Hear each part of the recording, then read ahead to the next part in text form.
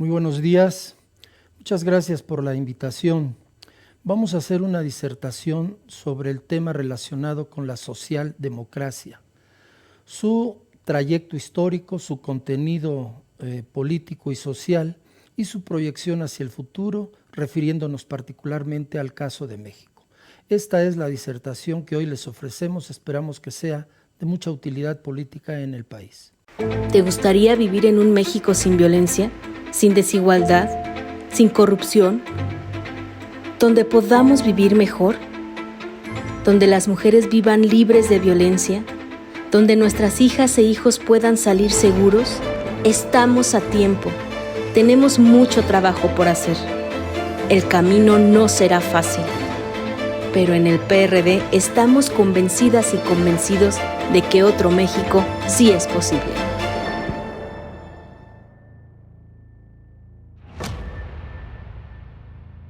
La socialdemocracia es una ideología en todo el concepto del término. Es una ideología tal y como lo es el liberalismo, como lo es el comunismo, como lo es el nacionalismo revolucionario, como lo es también la democracia cristiana. Se trata de una ideología. El concepto de ideología tiene dos grandes vertientes. En primer lugar, el aspecto sociológico y en segundo lugar, el aspecto nociológico, es decir, relacionado con la teoría del conocimiento. Vamos a tratar de simplificar esta complejidad y vamos a decir que la socialdemocracia es una concepción relacionada con el mundo, con la vida social, con el mundo del trabajo, con el cosmos, con el Estado, con las instituciones públicas, con las empresas privadas, con la democracia, etc. Es decir, es una concepción totalizadora que configura una visión. Para el caso de la praxis política, configura una visión para desarrollar toda una práctica política, todo un conjunto de políticas públicas, toda una serie de contenidos para el gobierno y toda una serie de formas de ejercer el poder, de relacionarse con la sociedad, con otras fuerzas políticas y particularmente es también una visión del ambiente internacional, de las relaciones internacionales.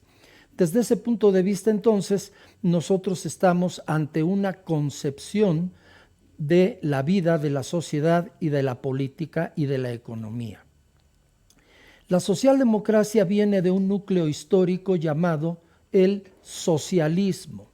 En el siglo XIX, el socialismo empezó a perfilarse desde dos vertientes distintas: la que alimentaban autores como Ferdinand Lassalle o bien como Edward Bernstein, y la que alimentaban autores como Carlos Marx y Federico Engels. Antes de estos cuatro autores que menciono, existía una corriente llamada de los utopistas, incluyendo los escritores de la Iglesia Católica como Tomás More. En el siglo XIX estos cuatro autores empezaron a elaborar sus disertaciones y a escribir sus reflexiones. Desarrollaron el concepto de socialismo. El socialismo entonces era la aspiración de poder alcanzar una sociedad lo más justa posible para la sociedad humana. Pronto empezaron a distanciarse dentro de sus elaboraciones los dos primeros autores, Lassalle y Bernstein, de los otros dos autores como Marx y Engels. Los primeros hablaban de la necesidad de un tipo de socialismo que ellos llamaban un socialismo democrático. Los segundos autores, que habían escrito a mediados del siglo XIX el manifiesto del Partido Comunista, empezaron a desarrollar un tipo de teorías que planteaban una transformación mucho más radical de la naciente sociedad burguesa, del creciente capitalismo, para poder llegar al socialismo. Estas dos grandes vertientes teóricas, históricas y de praxis política empezaron a confrontarse. Pronto se escindieron, hacia principios del siglo XX, se escindieron y cobraron una gran relevancia estas diferencias luego de la consumación de la Revolución de Octubre, la Revolución Bolchevique de 1917. En adelante, la socialdemocracia continuó con sus planteamientos relacionados con un socialismo democrático y se empezó a diferenciar cada vez más de las realizaciones que la Revolución Rusa, la dirección del partido bolchevique, empezó a desarrollar en la antigua Rusia zarista, que era un inmenso territorio poblado en más del 80% por campesinos. Bien, entonces esta escisión del tronco común, que era la aspiración a una sociedad socialista que se consideraba como mucho más justa que la naciente sociedad capitalista, en donde empezaba a generarse bastante miseria alrededor de las fábricas, en donde existían jornadas laborales que extenuaban a los trabajadores, en donde permanentemente en el campo se sustraía la propiedad de las tierras de los campesinos y se les obligaba a emigrar a las ciudades para poder vender su fuerza de trabajo y contratarse en alguna empresa, pero sin derechos sociales y sin nada. Así entonces la socialdemocracia siguió con su planteamiento de un socialismo democrático, y después de la Primera y la Segunda Guerra Mundial podemos pensar que la socialdemocracia tiene lo que podríamos llamar el auge de su pensamiento. Entre tanto, en la sociedad soviética, en el Estado soviético, se desarrollaban una serie de políticas relacionadas con la colectivización forzosa de la economía, con la gran industria controlada por el Estado, por un tipo de economía que debía planificarse en todos sus detalles por el Estado, por un ejército que desarrollaba una política de control social importante, pero en donde había una gran participación de los trabajadores y que, sin embargo, para los socialdemócratas era una sociedad, la sociedad del Estado soviético, que tomaba el cauce de una sociedad sin democracia. Reafirmaron entonces su convicción de que el socialismo, es decir, el logro de una sociedad más justa, en donde el eje fundamental de todo sería la justicia social, tenía que ser necesariamente una sociedad en donde predominara también la democracia. La llegada de la Segunda Guerra Mundial, naturalmente, empezó a cambiar todas las cosas y se entró en una coyuntura bastante complicada, en donde el tipo de sociedad que habían construido en la antigua Gran Rusia de los zares, el partido bolchevique y los comunistas soviéticos, logró constituir un tipo de sociedad en donde se posibilitó la movilización masiva de los ciudadanos, de los trabajadores, el reforzamiento del ejército. Para entonces se había logrado ya una electrificación de todo el país y fue el primer ejército que confronta a la Alemania nazi. La Alemania nazi lanza sobre la Unión Soviética más de 3 millones de soldados.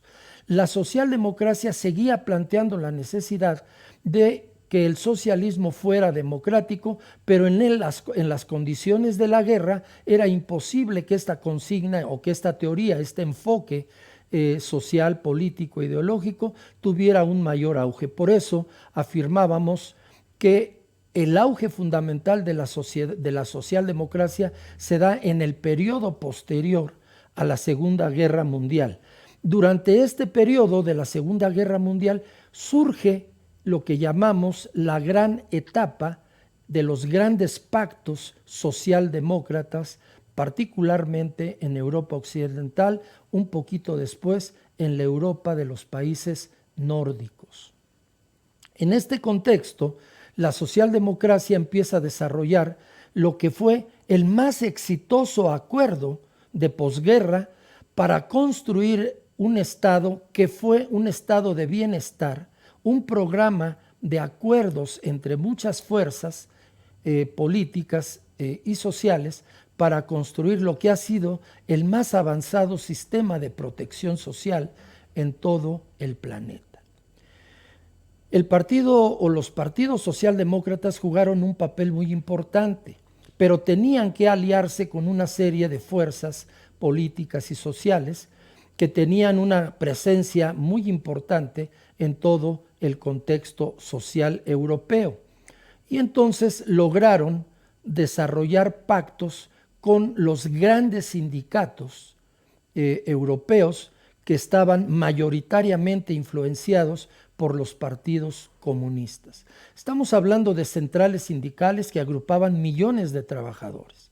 De tal manera que los partidos socialdemócratas tenían, para poder construir un estado de bienestar, que aliarse con estos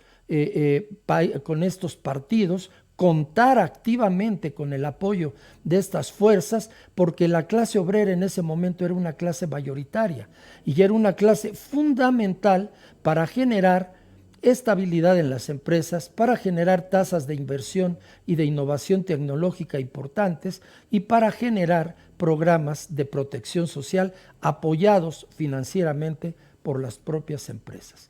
De tal manera entonces que la socialdemocracia empieza a desarrollar una política de grandes alianzas que comprende fundamentalmente a tres sectores. El sector de los grandes sindicatos obreros, las empresas privadas que necesitaban reorganizarse y reconstruir su actividad económica y naturalmente en el periodo de la posguerra, y aprovechar también lo que llegó del Plan Marshall, pero los gobiernos nacionales tenían que ser los promotores centrales y contaban con un apoyo fundamental en los partidos socialdemócratas, que en algunos casos también tenían influencia en sindicatos importantes en la Europa occidental. Así entonces se construyó lo que es el más importante acuerdo para crear un estado de bienestar. Es decir, un estado, una economía, una sociedad, unas instituciones públicas cuyo objetivo fundamental era construir el beneficio social, el bienestar social.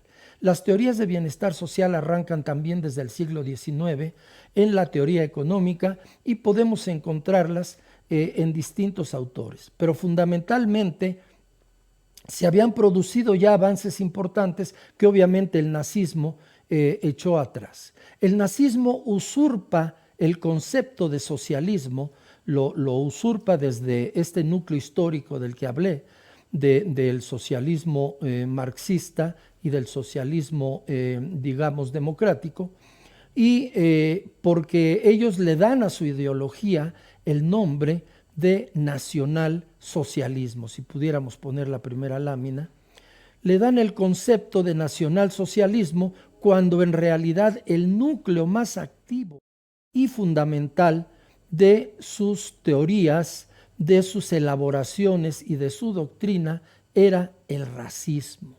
El planteamiento central del nazismo era la supremacía de la raza blanca, y principalmente esto era el núcleo fundamental a través del cual, mediante su depuración internacional, ellos pretendían construir lo que llamaron el Tercer Reich. Entonces, fíjense ustedes, la ideología del socialismo, incluyendo la ideología del socialismo democrático, ha tenido que confrontar periodos difíciles en donde se ha usurpado el nombre de esta ideología, de estos enfoques teóricos, de esta trayectoria histórica. Y entonces, como podemos apreciar, el nazismo se dejó llamar o se hizo llamar nacionalsocialismo, una completa aberración. El socialismo es fundamentalmente, en cualquiera de sus vertientes, una doctrina fundamentalmente humanista que pone filosóficamente en el centro de toda su concepción al ser humano y el bienestar del ser humano. Entonces, como podemos apreciar, de un lado tenemos a la Unión Soviética construyendo un tipo de socialismo mucho más apoyado en el Estado, que poco a poco va centralizando el poder precisamente en el Estado, el poder tanto de la planificación económica como de las instituciones políticas que tienen su centro al Partido Comunista, y del otro lado empiezan las grandes experiencias socialdemócratas en el periodo de la posguerra. El estado de bienestar, decíamos que ha sido el más importante de los acuerdos de protección social y de beneficio social, en donde, por ejemplo, las mujeres empiezan a tener una incorporación muy importante al mercado de trabajo, porque el estado de bienestar construye, por ejemplo, una red nacional de guarderías que le permite a las mujeres dejar con buen cuidado a sus hijos o la asistencia a la escuela, y ellas poder incorporarse al mercado de trabajo. Entonces, la incorporación masiva de las mujeres en las sociedades europeas empieza a modificar radicalmente el mercado de trabajo. Pero también hay la posibilidad de acceder a los sistemas educativos. El sistema de salud se empieza a volver un sistema universal.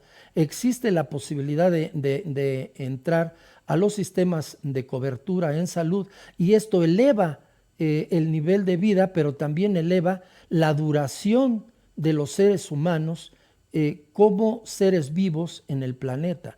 Empieza a elevarse la edad en que los seres humanos pueden seguir viviendo con atención a su salud, con capacidad para el recreo, con capacidad para la diversión, y entonces el logro también de del tener vivienda segura para todas estas cosas. Pues todo esto fue posible a partir de un concepto básico que usa el socialismo, y particularmente el socialismo democrático, es decir, la protección social y los derechos sociales universales. Esta es una cuestión fundamental, es un concepto toral. Aquí se trata de que se universalizan los derechos, pero se universaliza también el acceso real a los servicios de protección y desarrollo social que ofrece el Estado, porque una cosa es declararlos y otra cosa es generar las condiciones para que realmente se puedan acceder a estos beneficios que presta el Estado. Pero era importante también que las empresas tuvieran una estabilidad, que tuvieran certidumbre en la planificación económica, particularmente en la planificación de sus ganancias, y que tuvieran también la certidumbre y la estabilidad necesaria para generar todas las inversiones que fueran posibles y que se requirieran para sostener el empleo. No es posible construir un modelo de bienestar social con tasas de desempleo elevadas. Es necesario que las inversiones, tanto sociales del Estado como las inversiones privadas, absorban esta inmensa masa de trabajo que se encuentra en un momento dado en paro temporal o definitivo. Entonces, todo esto es posible a partir de que acuerdan todas las partes, los gobiernos nacionales, los grandes sindicatos, los partidos políticos y las empresas. A esto es a lo que llamamos el Gran Pacto Socialdemócrata para el Bienestar. De tal manera entonces que esta es una enseñanza fundamental. Esta es, digamos, parte del contenido importante que la socialdemocracia tiene desde el punto de vista en que podemos observarla a partir de una retrospectiva histórica. Nosotros tenemos que entender que esta es la gran enseñanza, es decir, nada más ajeno a una política socialdemócrata que una política sectaria, sin tender puentes hacia otras fuerzas políticas. Esto es parte sustancial, de tal manera entonces que la gran enseñanza de la socialdemocracia es la generación de grandes acuerdos para el bienestar social, que incluyan a todas las fuerzas. Imagínense ustedes, históricamente los partidos socialdemócratas se habían peleado antes de la Primera Guerra Mundial y durante la Primera Guerra Mundial se habían peleado con los partidos comunistas, pertenecían todos a una misma organización y se escindieron. No obstante esto, se necesitaban mutuamente en la segunda posguerra y junto con las empresas, con los dueños del capital y con el gobierno lograron pactar este tipo de acuerdos. Pero además había que manejarse con formas de gobierno democrático, con instituciones públicas que sirvieran a la sociedad, con instituciones públicas democráticas, de tal forma que el pluralismo político, el pluralismo ideológico y la democracia pasaban a ser parte constitutiva fundamental de los acuerdos. Tenemos entonces aquí ya una primera cuestión importante. La socialdemocracia se conforma por dos grandes formulaciones de carácter teórico y de política práctica: la democracia y las aspiraciones hacia el socialismo, indisolublemente ligados. No se trata de darle prioridad al bienestar social o a la justicia social a costa de la democracia, ni tampoco generar solamente instituciones democráticas con una inmensa injusticia social. No, la enseñanza histórica, el trayecto histórico y la praxis histórica en términos de políticas públicas y de alianzas nos dice que ambos conceptos son absolutamente indisociables. Los espero en el próximo segmento. Muchas gracias. ¿Y tú ya conoces todas las redes sociales de Revolución Democrática 2.0? ¿Qué estás esperando? Ingresa a Facebook y regálanos un like. También puedes buscarnos en Instagram, estamos como Revocrática 2.0. O por qué no, te metes al Twitter y nos sigues, Revolución Democrática 2.0. También suscríbete a nuestro canal de YouTube y revive todos los programas de Revolución Democrática 2.0. Descárgalos y comparte. Recuerda, Revolución Democrática 2.0 PRD. Gracias por su atención. Continuamos. Miren ustedes, toda esta enorme experiencia a partir de los países más desarrollados de Europa Occidental, pero también de los países que se aglutinaron en torno a la entonces Unión Soviética, al modelo de sociedad que crearon y a la teoría que respaldaba este modelo teórico, aunque para muchos esta construcción social distorsionaba el perfil real de la teoría en la que decían apoyarse. Sin embargo, para nuestros países representaron los dos grandes factores de influencia ideológica, política y de políticas públicas, de construcción institucional y de construcción social.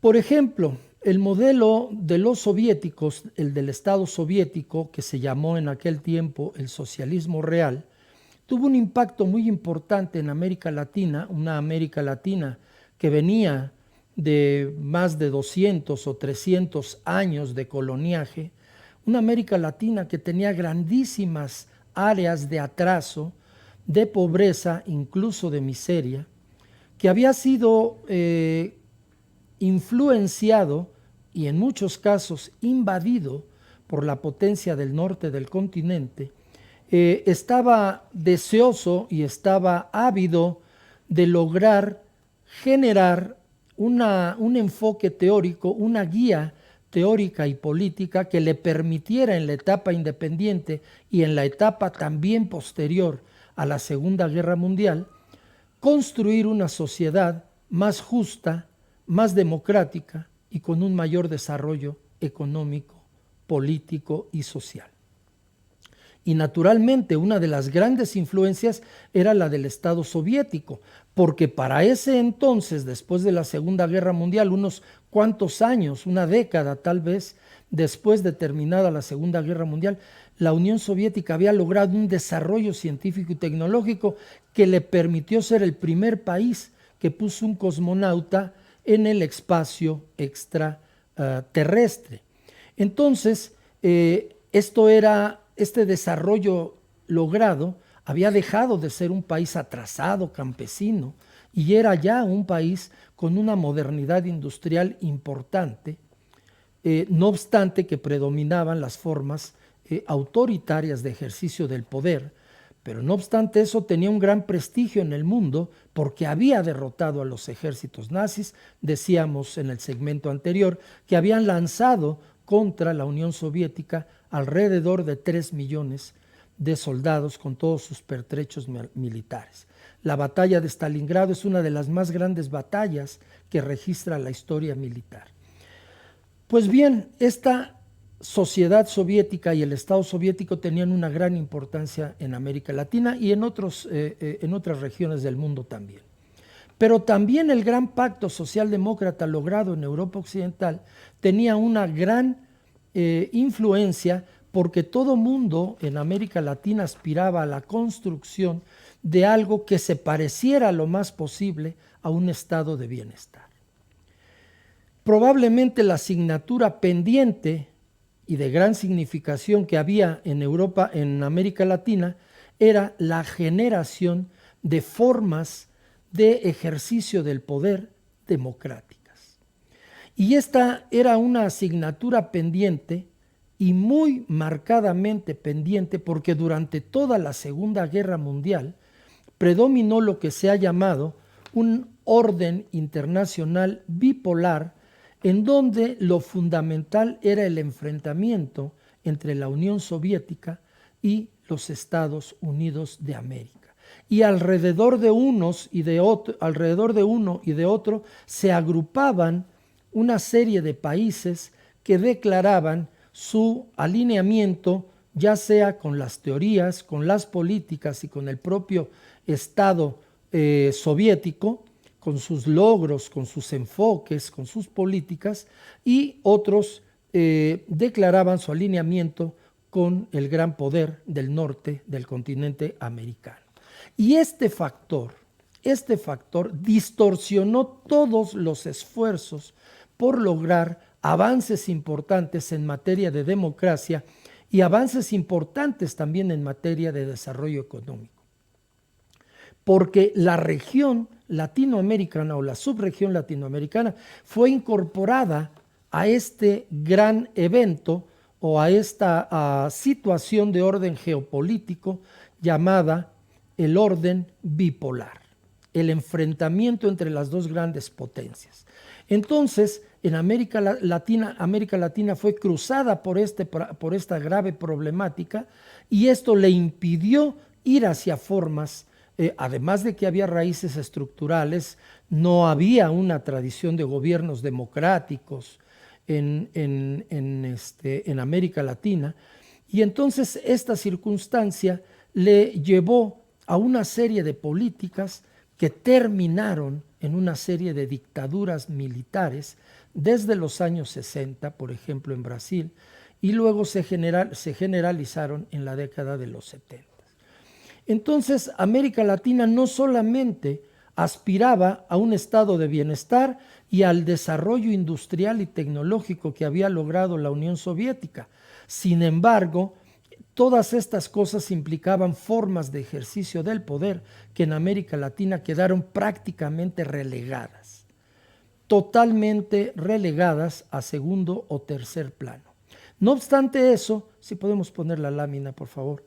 No obstante eso, en América Latina, la influencia del gran pacto socialdemócrata era muy importante. Pero existía también la gran influencia del desarrollo logrado por los Estados Unidos de América. Estados Unidos de América emerge ya una vez que se liberó del estatus de colonia, se llamaba el territorio las 13 colonias. Una vez que se libera de esto, emerge como un gran poder a finales del siglo XIX y se consolida durante la primera y segunda década del siglo XX. El modelo económico que había sido, pues, la base para su desarrollo fue precisamente lo que después se trató de implementar en las economías latinoamericanas, pero después de la Segunda Guerra Mundial, que se llamó el modelo de sustitución de importaciones. Este modelo de sustitución de importaciones, para decirlo de la manera más sencilla, significa que todo aquello que un país quiere y necesita producir, en vez de estarlo comprando en el exterior, empiece a través de políticas de protección de la industria, a través de aranceles, a través de permisos de importación, a través de restricciones a las inversiones extranjeras, etcétera, empiece a producirlos internamente. Este modelo de sustitución de importaciones, históricamente el más exitoso, es el que se dio en los Estados Unidos de América. Entonces vean ustedes, en América Latina, los gobiernos de América Latina estaban cruzados por una serie de influencias que tenían que ver con las conquistas del modelo soviético, con el gran pacto socialdemócrata y con el exitoso modelo de desarrollo industrial y agrícola practicado en Estados Unidos hacia finales del siglo XIX y en las 2 décadas primeras del siglo XX. Pero además estaba atravesada por la enorme contradicción de un orden dominado por 2 grandes potencias que se disputaban todas las áreas del planeta para incorporarlas como áreas de influencia. De tal manera entonces que América Latina no encontraba una vía correcta o una vía de consenso o una vía que le estableciera algún grado de viabilidad durante toda la segunda posguerra.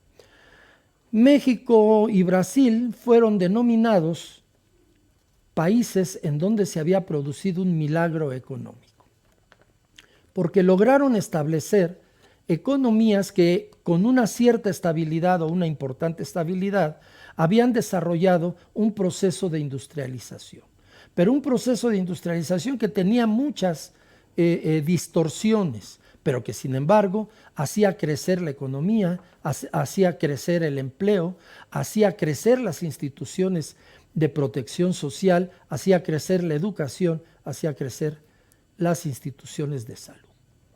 Sin embargo, en el caso de Brasil, esto empezó a lograrse posteriormente a la instauración de una dictadura militar.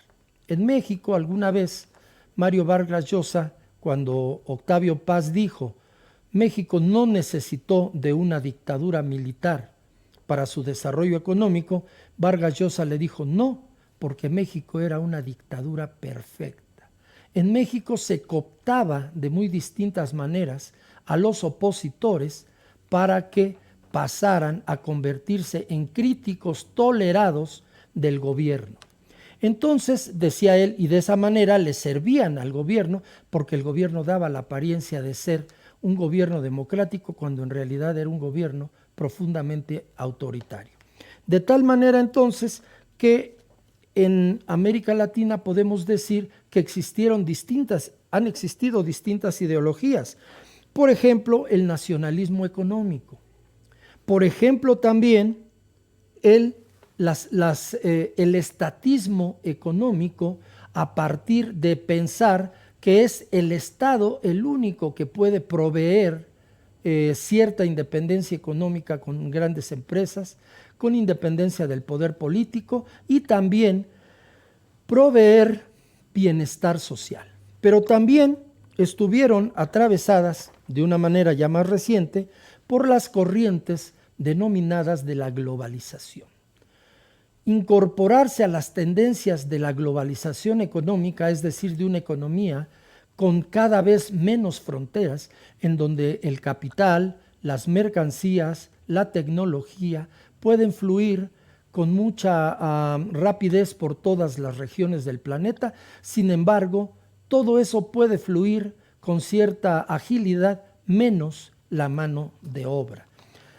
Esta promesa de la globalización naturalmente era una promesa incompleta porque no planteaba la posibilidad de que hubiera también libre flujo de la mano de obra, porque obviamente esto representa un grandísimo problema.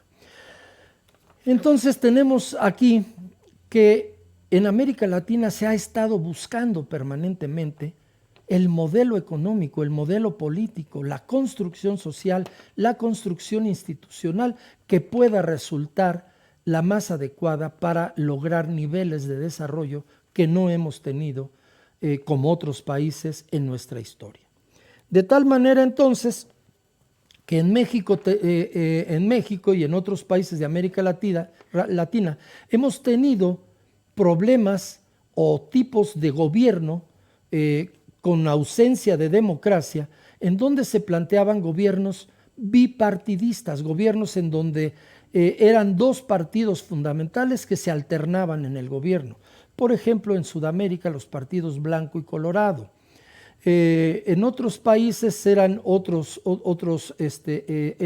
países, en Argentina, el Partido Radical y los partidos afiliados en general al justicialismo peronista, en fin, formas de bipartidismo que no tenían nada que ver con la experiencia europea del pluralismo ideológico y de la construcción de una democracia parlamentaria, etcétera, etcétera. Entonces, en nuestro continente se ha estado buscando permanentemente el modelo adecuado. En eso estábamos cuando llegó la globalización, y con la globalización durante la crisis de los años 70, que colapsa el estado de bienestar en toda Europa occidental, que genera una gran crisis llamada la crisis fiscal del Estado. Se agotan los recursos para seguir sosteniendo el estado de bienestar con la amplitud que había registrado, y entonces colapsan las economías en los años 70, hay una gran crisis durante esa década y empieza a surgir la corriente del neoliberalismo. Yo escribí hace años un ensayo en donde establezco que no es una conceptualización adecuada porque la integran muchas teorías, no solamente el liberalismo económico. Bien, pero lo fundamental es que hacia finales de los años 80, de los años 70 y en la década de los años 80, emerge con mucha fuerza la idea de que todos los modelos anteriores que se habían ensayado en América Latina, bajo estas tres grandes influencias que mencioné, eran modelos fracasados y que había que ir a una nueva concepción de la economía que retomara el liberalismo económico y que retomara otra serie de teorías que lo integran. Y entonces, a partir de ello, el estado de bienestar, todo lo relacionado con las políticas de bienestar, con el gran pacto socialdemócrata, con las políticas de desarrollo social, con las políticas de empleo, con las políticas de respeto a los derechos laborales, del nivel de vida, de acuerdos en las fábricas y en las empresas para incrementar la productividad, contando de manera destacada con los trabajadores. Todo esto es atacado brutalmente por la nueva corriente del liberalismo que empieza a imponerse en todo el planeta. ¿Cómo podríamos resumir estas políticas neoliberales? Diciendo que se oponen a todo aquello que sea intervención del Estado en la economía y en la sociedad, y que se oponen a todo aquello que implique el compromiso del Estado para el bienestar social.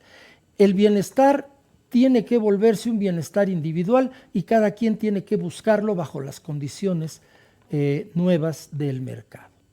Una cuestión fundamental que demostraron los grandes acuerdos socialdemócratas es que era posible ir a la eficiencia económica sin restringir los derechos sociales, sin restringir el empleo y sin restringir los incrementos salariales. Es decir, eficiencia económica con derechos sociales universales. Esto se vuelve en todas sus expresiones el centro de los ataques del neoliberalismo. Concluimos con esto el segundo segmento. Vamos hacia el tercer segmento, en donde vamos a hablar de la situación de la socialdemocracia en México. ¿Y tú ya conoces todas las redes sociales de Revolución Democrática 2.0? ¿Qué estás esperando? Ingresa a Facebook y regálanos un like. También puedes buscarnos en Instagram, estamos como Revocrática 2.0. O por qué no, te metes al Twitter y nos sigues, Revolución Democrática 2.0. También suscríbete a nuestro canal de YouTube y revive todos los programas de Revolución Democrática 2.0. Descárgalos y comparte. Recuerda, Revolución Democrática 2.0 PRD. Bien, continuamos entonces con nuestra disertación. En México, el socialismo como aspiración histórica para lograr una sociedad lo más justa posible es una aspiración que viene desde fines del siglo XIX.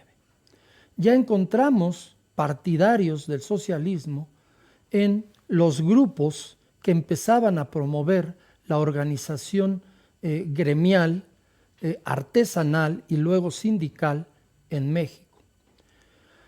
Los anarquistas, también los partidarios de un socialismo que en Europa, como corriente ideológica, como escuela de pensamiento, como aspiracionismo político, era una gran realidad y cada vez cobraba mayor fuerza. Estos grupos que inicialmente promueven la organización obrera, que promueven la lucha por los derechos sociales, se incorporan a la lucha contra la dictadura porfirista y después son cooptados en su mayoría por el nuevo poder que surge del proceso revolucionario de la Gran Rebelión en 1910-17. Entonces, en México existe una tradición, digámoslo así, de lucha por el socialismo que arranca desde las épocas que les he mencionado y que mantiene una cierta presencia a lo largo del siglo XX. Sin embargo, la formación de un partido de Estado como producto del régimen político posterior a la primera y segunda de la Revolución Mexicana y ya en el tiempo de la segunda posguerra, se subsumen dentro de los distintos sindicatos y de las distintas organizaciones sociales y políticas. Pero se mantiene una tradición y una bandera para lograr en México una sociedad socialista, particularmente sin recurrir al modelo de ejercicio de poder autoritario propio en la Unión Soviética, pero sí alcanzar los grandes logros de desarrollo industrial, científico y tecnológico, de bienestar social, tanto en la Unión Soviética como en Europa Occidental, a través de los grandes pactos socialdemócratas. Actualmente, ¿qué tipo de perspectiva podemos apreciar para el caso de la corriente de pensamiento, para la ideología de la socialdemocracia en México? Indudablemente tenemos que pensar que existe, como he mencionado, una gran tradición de luchadores, de organizaciones, de partidarios, de quienes han sustentado la idea de una sociedad socialista a lo largo del siglo XX. En algunos casos con mucha claridad, en otros casos con menos claridad, pero su permanencia ha sido constante, incluyendo dentro de los grupos armados que existieron en el siglo XX y probablemente los que existan todavía ahora en el siglo XXI. Es muy difícil pensar exactamente qué modelos de socialismo, porque hay modelos de socialismo, no podemos hablar de uno solo. Es muy difícil pensar en qué tipo de modelo plantea cada uno de estos posibles promotores del socialismo en México, pero lo que sí es posible es determinar qué tanta viabilidad puede tener una lucha de esta naturaleza en México. En primer lugar, en nuestros días es todavía muy grande la influencia del neoliberalismo. El neoliberalismo se asentó como una nueva hegemonía ideológica a partir de los años 80, hacia finales de los años 80, durante la década de los 90 y en las primeras 2 décadas prácticamente del siglo XXI. Es decir, logró una hegemonía ideológica de más de 30 años. Es una ideología que se caracteriza por un conjunto de políticas públicas, por una serie de instituciones de carácter económico, político y social, por un marco jurídico que representa esta hegemonía ideológica, y de todo eso se desprende que hasta la fecha tiene una gran influencia.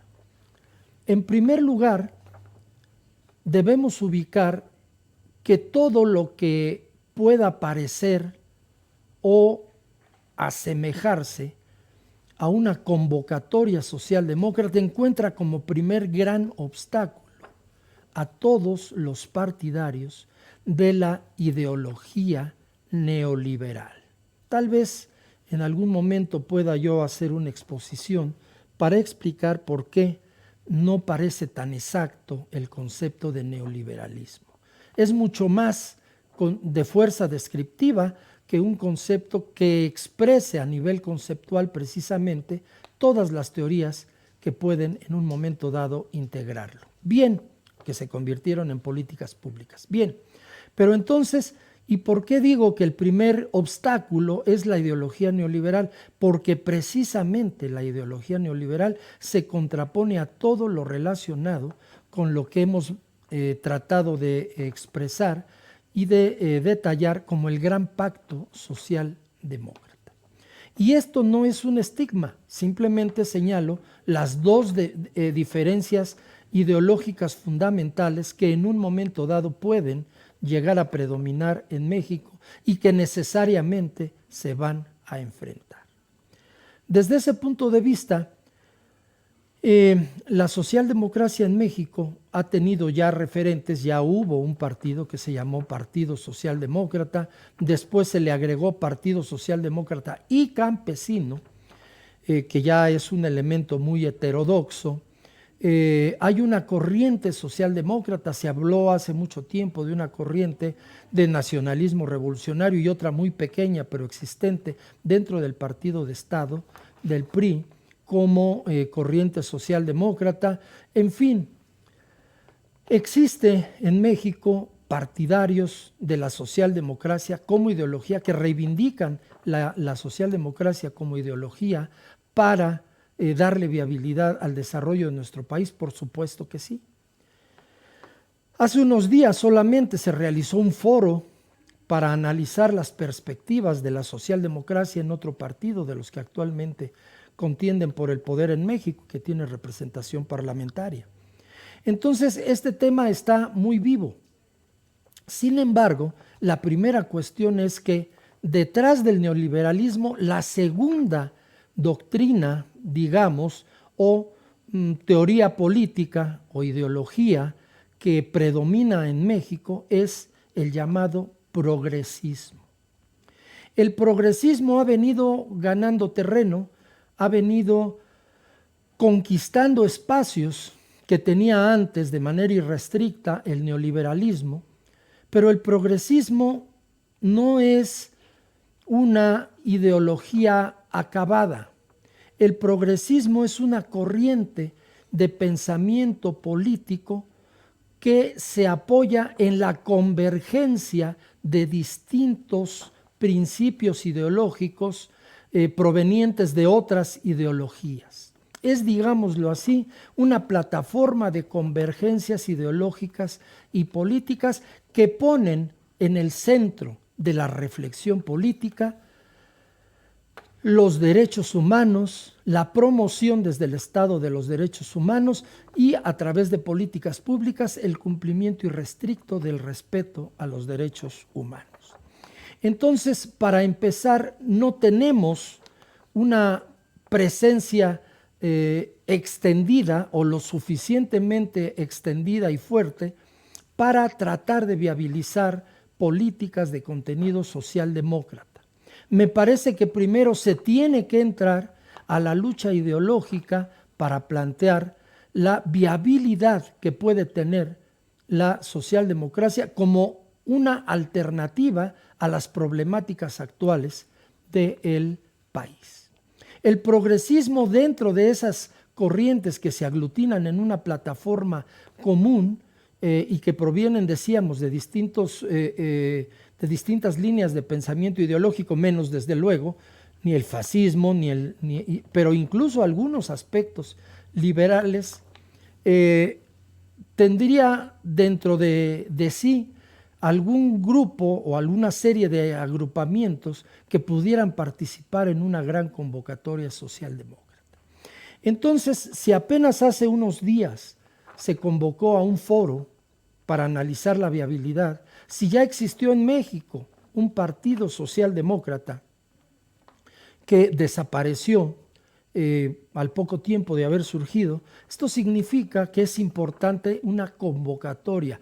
¿Por qué no pensar, por ejemplo, en una gran asamblea nacional de las fuerzas socialdemócratas, no necesariamente partidista?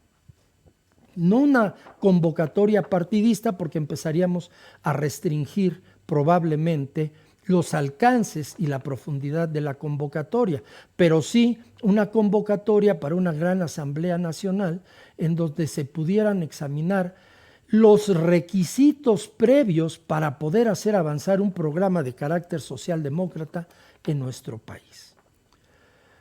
Desde luego, uno de los obstáculos muy grandes que veo es la enorme desconfianza que existe y la confrontación que existe entre las fuerzas políticas y sociales en nuestro país.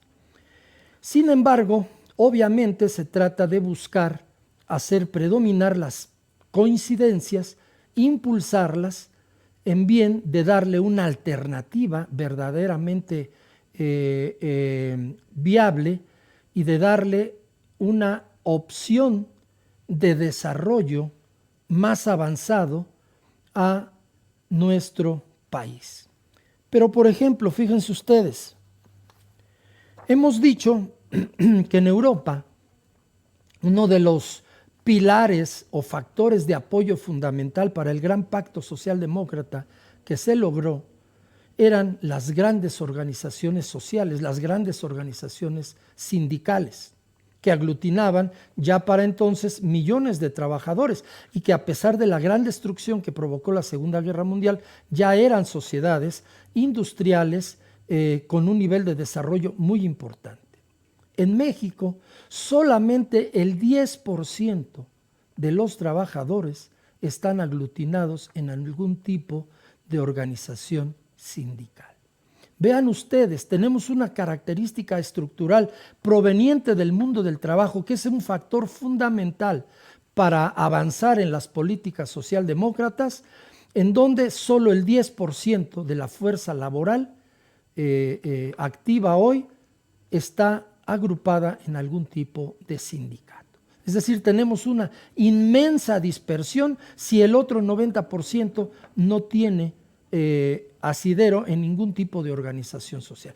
Esto naturalmente determina también condiciones muy precarias de trabajo para toda esa inmensa gama de trabajadores. Entonces ahí tenemos una primera debilidad, que es una debilidad estructural. Una segunda problemática estructural de gran peso es que hoy en México la mayoría de la riqueza nacional expresada en el Producto Interno Bruto ya no la producen los obreros industriales, que pueden estar agrupados, algunos, un segmento importante, en sindicatos nacionales o de rama, sino que la producen los empleados en el sector de los servicios. Hoy los servicios es el sector que aporta la mayor parte de la riqueza en el país. Es decir, tenemos condicionantes estructurales que desde el punto de vista precisamente sistémico no permitirían pensar en viabilizar políticas socialdemócratas como las que se instrumentaron en la exitosa experiencia histórica. En América Latina hay muchas fuerzas que se ponen un nombre distinto, pero que en el fondo tienen una simpatía importante por las políticas socialdemócratas y por la socialdemocracia en general. Entonces, una convocatoria a una Asamblea Nacional Socialdemócrata como la que comentaba podría ser exitosa si atenemos a todas estas circunstancias. Hay una gran debilidad y heterogeneidad en el sector laboral. Hoy los sectores de los servicios aportan la mayoría de la riqueza nacional. Hoy la pobreza, el subempleo y la economía informal son un enorme obstáculo para poder homologar a las distintas organizaciones, a las empresas, etcétera, en un gran acuerdo que definiera políticas de carácter socialdemócrata. Bien, pues estos son algunos de los aspectos que yo considero problemas estructurales para avanzar en esta materia, pero en materia política y social no hay nada imposible. Todo se remite a un gran trabajo de millones de personas en una misma dirección. Bien, por último, creo que sería necesario recomendar por lo menos un par de lecturas que puedan ayudarnos a la comprensión de la problemática, del trayecto histórico, de la experiencia exitosa de la socialdemocracia en la Europa occidental y en los países nórdicos. Hablamos de Suecia, de Dinamarca, de Noruega, y también de las problemáticas que en América Latina han enfrentado las fuerzas políticas para lograr configurar un proceso de transformación social. En primer lugar estaría este libro de Vince Navarro, que es un socialdemócrata español que estuvo incorporado en el grupo de asesores del presidente Bill Clinton y que hace un estudio muy pormenorizado, no tanto de la trayectoria histórica, sino de la experiencia de la socialdemocracia en los gobiernos de Europa Occidental, decíamos, y de los países nórdicos. Pero lo más importante es que hace el análisis de las políticas socialdemócratas vinculadas a la actual fase de globalización económica y política.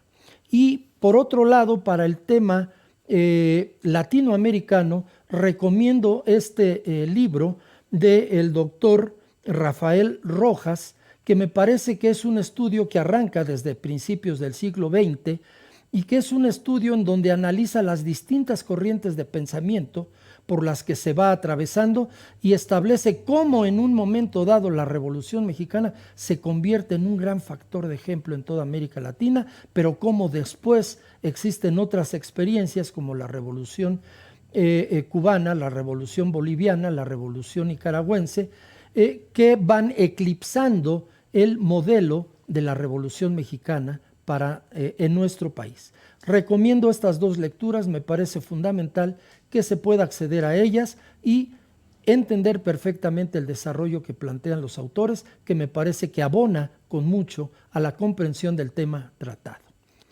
Les dejo ahí todas estas reflexiones con la finalidad de que pudiéramos volver a ellas en algún momento cuando sea necesario. Por lo pronto les agradezco mucho su atención. Yo me despido de ustedes y nos vemos en una próxima ocasión.